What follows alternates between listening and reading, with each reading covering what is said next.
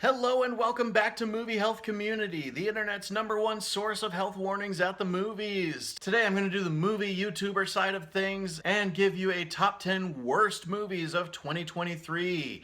This is all based on my opinions. Any grades I've given these are irrelevant. One of my big things that I need is rewatchability. Also, I have some kind of undiagnosed attention disorder of some kind. That often factors into how much I like a movie. This top 10 list is going to be a little weird in that I have multiple ties just because these movies are of the same genre, they're equally bad in my eyes, and because they're so similar, I just give them their own place on the countdown. That's not going to be the case with all of these, but it does make it so that this is a top 14 worst movies of the year. But let's start off with my tie for number 10 for worst movie of 2023. We've got Ant-Man and the Wasp: Quantumania, and we've got Aquaman and the Lost Kingdom. Movies with heavy CG and no substance in their superhero endeavors. One from the beginning of the year, one from the end of the year, both of which for different reasons are going to have problems moving forward in their respective franchises. One franchise being started over and rebooted after this one, the other having their main actor just fired and not coming back. At number 9, I've got Ferrari. This is a movie I really wanted to like, but unfortunately, it just was not interesting at all. Especially about such eccentric people, it should have been more interesting. And with Ferrari at the center of things, there should have been better racing or more racing. Next up for number 8, we've got another tie, and this is going to be pretty obvious why these are so similar. Meg 2, The Trench, and Expendables. These are both Jason Statham-led action movies, where even though we know Jason Statham knows how to fight, the directors insist on shaking the cameras whenever Jason Statham is fighting. And in a world where the John Wick movies exist, there really isn't an excuse to have this shaking of the cameras, especially when you've got such qualified action stars at the lead like Jason Statham. Number 7, we've got another tie. We've got Shazam! Fury of the Gods and Blue Beetle. These are just movies that did nothing to alleviate the superhero fatigue and did not bring interesting enough premises and stories to reinvigorate the genre in any way. And since their whole universe is being done away with anyway, there really isn't much more to say moving forward. At number 6, I have The Hunger Games: The Ballad of Songbirds and Snakes. And this is really just because of a complaint I have about the entire Hunger Games franchise of movies, which is that they are adapting books that are very rated R into movies that they are so scared of the R rating that they're afraid to show any blood or suggest that their violence, which is pretty intense, actually has consequences beyond death. So when you see somebody get stabbed in the neck with a broken bottle and you wonder why they aren't bleeding at all, it's like, did that actually do anything? Oh, later on we find out, yeah, that person died. So yeah, the fact that the Hunger Game movies are so scared and averse to the R rating brings this movie down so hard. At number 5, I have Saltburn.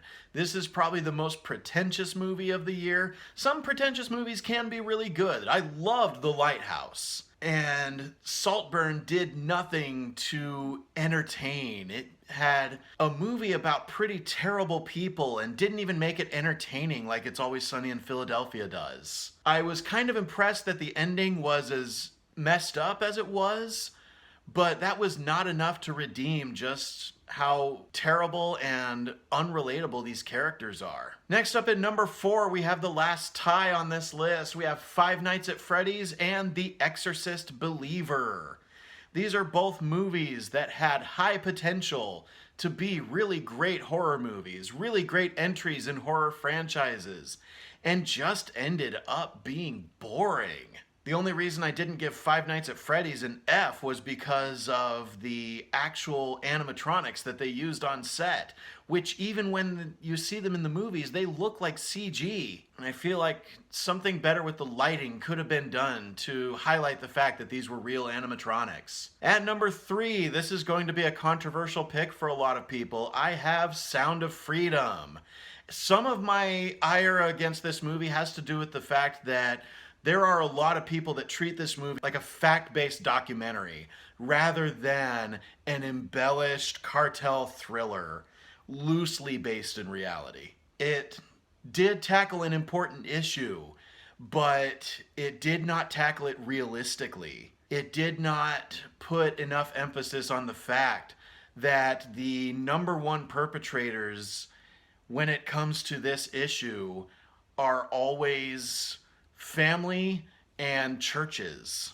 It really shied away from that. So based on the fact that Sound of Freedom is being treated as seriously as it is and being treated like it's based in fact, and the fact that it was nothing more than a mediocre cartel thriller, that's what puts it so low on the list. My number 2 worst movie of the year is Peter Pan and Wendy.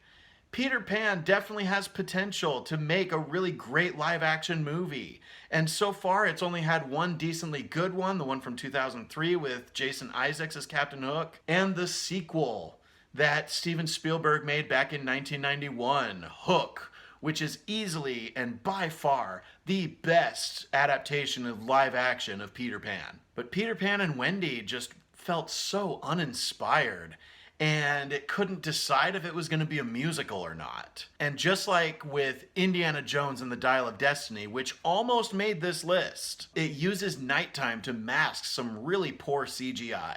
Finally, at number 1, for the worst movie of 2023, we have the most boring movie I have ever watched on the big screen.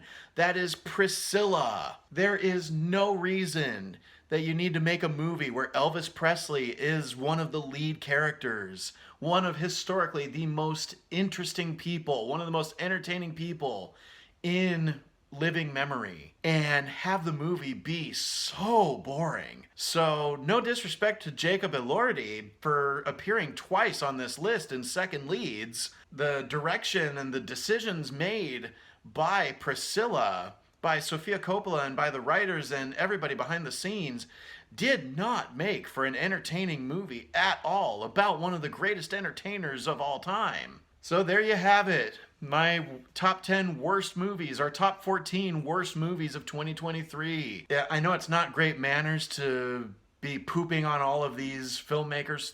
These guys work really hard on these movies. And most of what makes these movies terrible happens at the highest of executive levels, in money saving or not giving the directors the creative freedom they need, or just other factors where there's studio interference that just leads to so many of these movies not meeting their full potential of greatness. But anyways, thank you for watching, and as always, stay safe at the movies.